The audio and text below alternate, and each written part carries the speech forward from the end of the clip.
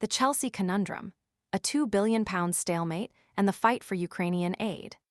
The British government finds itself embroiled in a high-stakes legal battle, a David versus Goliath struggle against one of the world's richest men, all for the sake of liberating over £2 billion destined for Ukrainian humanitarian aid. The protagonist? Roman Abramovich, the sanctioned Russian oligarch whose sale of Chelsea Football Club remains a contentious point of contention, holding the key to urgently needed funds for a war-torn nation. The saga began in 2022, when under immense pressure from the British government following the Russian invasion of Ukraine, Abramovich reluctantly sold Chelsea FC for approximately £2.5 billion. The intended destination for this substantial sum? Ukrainian humanitarian aid. However, the path to disbursement has proven far from straightforward, transforming a seemingly simple transaction into a complex and frustrating legal quagmire. The core of the dispute hinges on the intended use of the funds. British ministers are adamant that the entire sum should be channeled directly into Ukrainian humanitarian initiatives, aiming to alleviate suffering and bolster recovery efforts in a country ravaged by war. Abramovich, on the other hand, has reportedly argued for a more flexible approach, suggesting the funds could be utilized more broadly, potentially extending beyond the borders of Ukraine. This disagreement has created a deadlock, leaving billions of pounds frozen in a UK bank account, inaccessible to those who desperately need them. This impasse has ignited a firestorm of criticism within the British government, with ministers openly expressing their mounting frustration at the lack of progress. The delay is not merely a matter of bureaucratic inefficiency.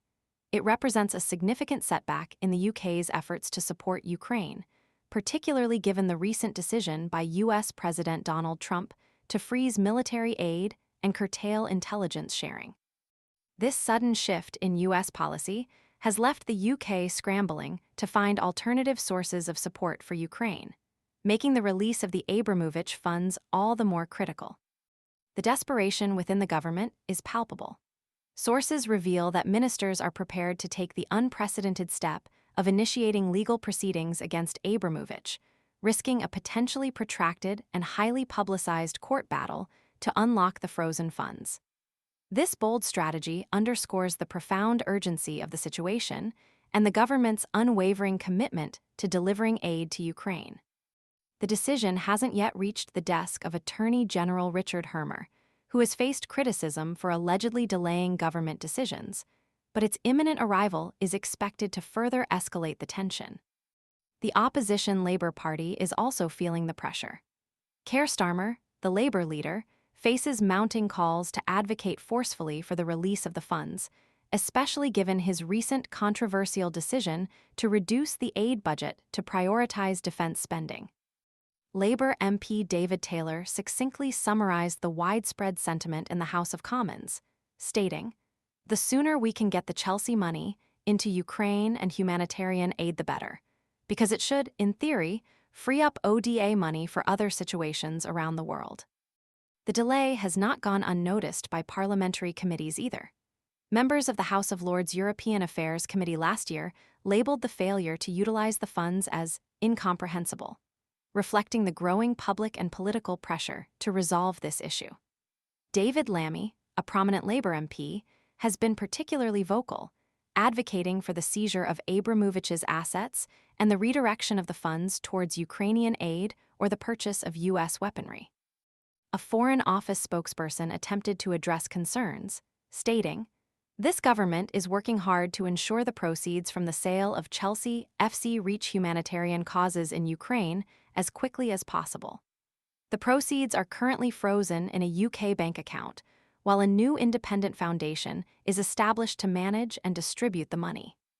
However, this statement fails to fully address the central issue: the ongoing delay and the government's willingness to engage in a high-stakes legal battle to achieve its objective. The £2 billion held in limbo represents more than just a financial sum. It symbolizes the UK's commitment to supporting Ukraine during its time of profound need. The protracted legal battle looming on the horizon serves as a stark reminder of the complexities and challenges inherent in navigating international sanctions, asset seizures, and the urgent demands of humanitarian crises. The outcome of this case will have far-reaching implications, setting a precedent for future dealings with sanctioned individuals and the allocation of frozen assets in times of international conflict.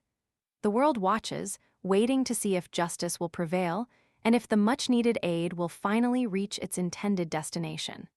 The pressure is immense, the stakes are high, and the clock is ticking.